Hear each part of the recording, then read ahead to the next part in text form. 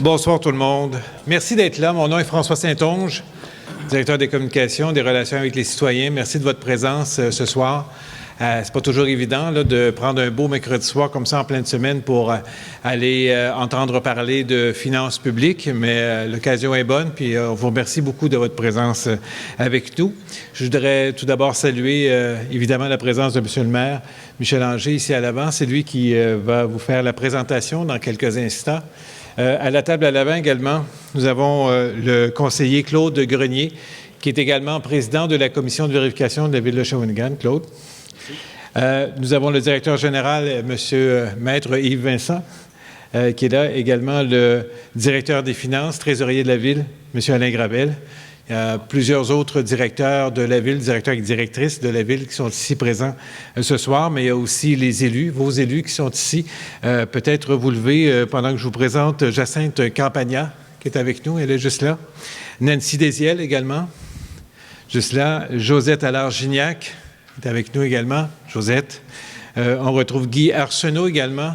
Guy, juste là. Et Martin Asselin, qui est avec nous également. Martin, juste ici. Voilà. Alors, sans plus tarder, je vais passer la parole à M. le maire. Alors, merci François. Bien, bonsoir à tous et à toutes. Merci beaucoup de vous être déplacés. Je ne recommencerai pas les salutations. Tout a été fait. On va s'économiser un peu de temps. Écoutez, merci d'être là parce que ce soir, comme on l'a fait en 2015, on va se parler un peu de fiscalité municipale. Vous savez, faire la fiscalité municipale, c'est toujours un dossier et un sujet qui est assez complexe. Alors, l'objectif qu'on va poursuivre ce soir, c'est de tenter de s'expliquer tous les aléas de la fiscalité municipale en termes simples, où on va se faire énormément de comparaisons. Vous savez, quand on veut savoir où on se situe, il faut se comparer à des équivalents. C'est ce qu'on va faire ce soir, mais on veut surtout briser un mythe. Ou plusieurs mythes qui font en sorte que certains pensent que la ville de Shawinigan a les citoyens les plus taxés du Québec. Alors, on va tout s'expliquer ça, on va voir où on se situe. Et ce que je vais faire, c'est que je vais vous faire une présentation, prendre 35-40 minutes environ. Et par la suite, on va ouvrir une période de questions, remarques, commentaires, suggestions. Gênez-vous pas, c'est notre habitude et on aime bien que les gens puissent intervenir suite à ça. Alors, l'objectif de ce soir, c'est pas de tenter de convaincre à tout prix, c'est simplement de s'expliquer, ce qui est un peu parfois difficile à bien saisir. Alors, on a commencé en se comparant à 6 villes à peu près équivalentes à nous. Alors, on a choisi, évidemment, Shawinigan, Victoriaville, Saint-Hyacinthe, Châteauguay, Rimouski, et on a pris notre voisin, Trois-Rivières, pour quand même faire des éléments de comparaison. Vous allez remarquer que toutes ces villes sont des villes de région. On n'a pas pris Blainville, on n'a pas pris Sainte-Julie, les villes récentes. On a pris des villes qui nous ressemblaient passablement et qui avaient sensiblement une population qui nous ressemblait, évidemment, à part Trois-Rivières. Alors, comme vous voyez, Trois-Rivières, 133 000, 55 pour Saint-Hyacinthe, 49 pour Rimouski, 49 Shawinigan, 49 Châteauguay, Victoriaville, 46. Après ça, on s'est demandé, toujours en se comparant, quelle est la superficie en kilomètres carrés de ces villes-là. Toujours pour se comparer. Alors, Rimouski a le plus grand territoire, 534. Trois-Rivières est à 334 km². Shawinigan est à 326 et on a pris la peine d'enlever le parc national de la Mauricie parce qu'on serait à 700 quelques km². Mais vous comprenez qu'il faut enlever le parc national pour se comparer. Vous voyez que Trois-Rivières et Shawinigan est sensiblement la même superficie. Alors, on a Saint-Hyacinthe qui est passablement plus petit à 191 km, Victoriaville à 86 km et Châteauguay à 46 km². Ce qui veut dire que entre Shawinigan et Châteauguay, vous voyez la différence, faites le calcul, on est plusieurs fois la superficie. Et on s'est dit par la suite, en route, qu'est-ce que ça veut dire? Alors, je vous le donne en mille, c'est Shawinigan qui a le plus long parcours. On nous parle de Shawinigan aller à Détroit. C'est ça, à peu près Shawinigan à Détroit pour la distance. Donc, on a 1056 km de rue. Trois-Rivières en a 1004. Rimouski, qui avait le plus grand territoire, a la moitié moins de routes que nous à entretenir. Saint-Hyacinthe, 426, 354, et on n'a pas réussi à avoir Châteauguay, mais qui est un peu plus petit que ces municipalités. Alors, vous comprenez que quand on se parle de neige, quand on parle de nid de poule, quand on se parle d'asphalte, toujours plus facile d'être à 354 km à entretenir qu'à 1056 km². Maintenant, on a comparé des budgets, les dépenses, toujours sur le même principe des mêmes municipalités. Alors, on a pris tous les paramètres qui se ressemblent. Vous allez voir, on va le faire les uns après les autres, mais tous les paramètres sont égaux, équivalents. Et on va prendre le milieu, qui est la dépense du budget pour la ville de Victoriaville, un peu plus petit que nous, 46 000 habitants, donc en ordre croissant, 85,4 millions de dollars.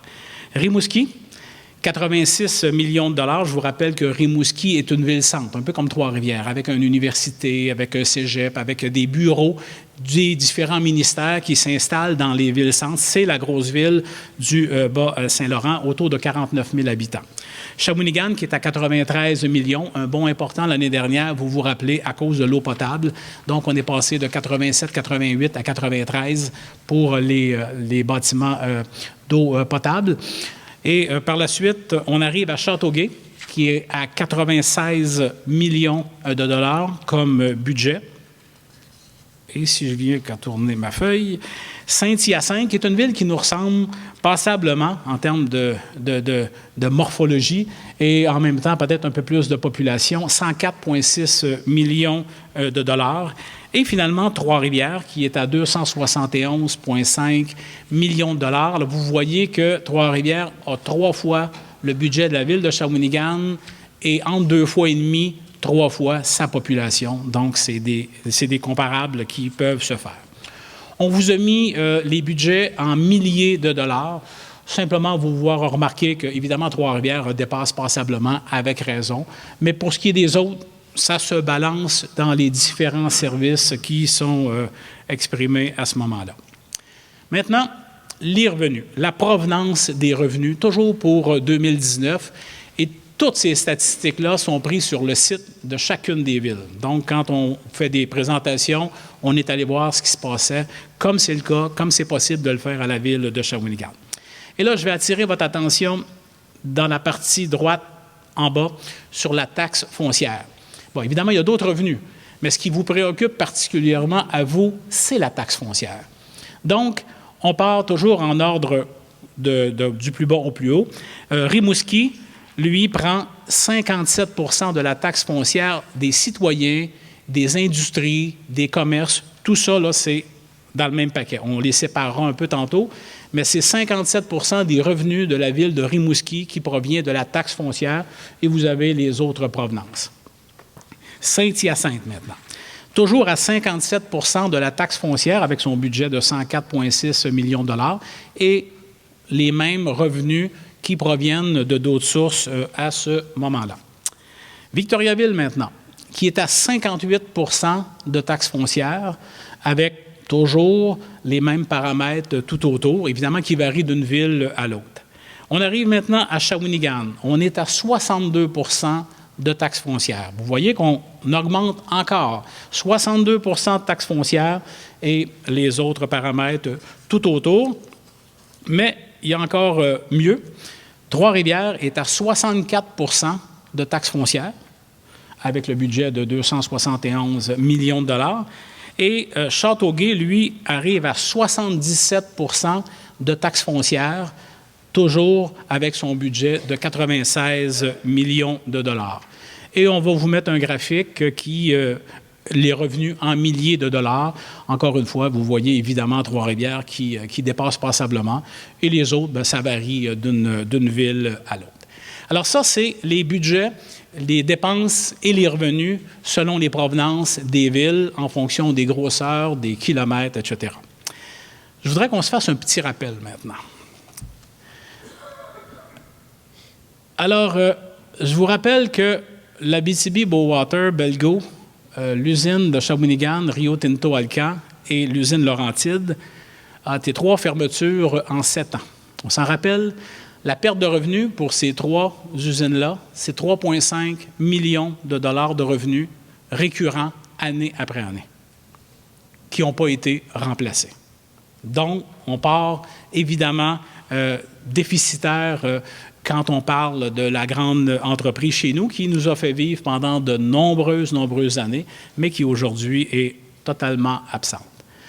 On en a profité pour comparer des budgets en revenus de taxes foncières entre 2009 et 2019. Donc, on prend 2009-2019, c'est mon arrivée avec le conseil, etc. C'est ce qu'on a regardé pour faire. Et j'attire votre attention sur la partie industrielle. Alors, la partie industrielle, on est passé de 10,5 % de revenus tirés de la partie industrielle à 4,4 % aujourd'hui. Une baisse de plus de 6 % de revenus du milieu industriel. Évidemment, c'est des vases communicants. Vous comprenez que du côté résidentiel des citoyens et citoyennes, on est passé de 62,6 % en 2009 à une participation à 66,8 %. On a vu 67 tout à l'heure, mais c'est 66,8 %. Donc, il y a un 4 % de plus qui est passé de la grande entreprise vers les citoyens pour être capable de garder une qualité de service que vous avez présentement.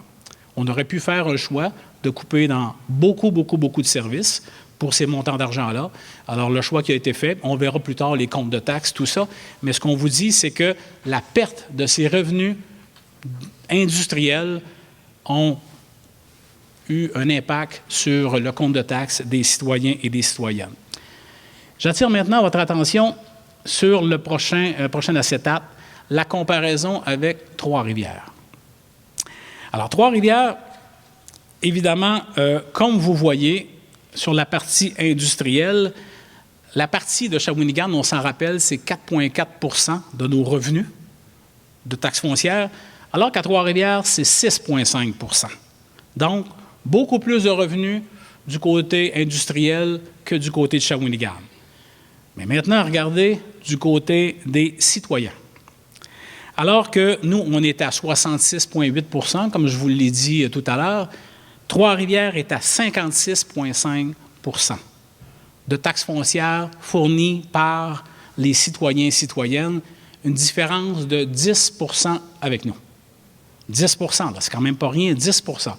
Puis, j'attire aussi votre attention sur la partie commerciale. Évidemment, c'est la ville-centre, beaucoup plus de commerce, beaucoup plus de revenus qui proviennent de la taxe foncière commerciale que du côté de Shawinigan. C'est avec ça, évidemment, qu'on doit composer pour continuer à vous donner une prestation de service à votre goût.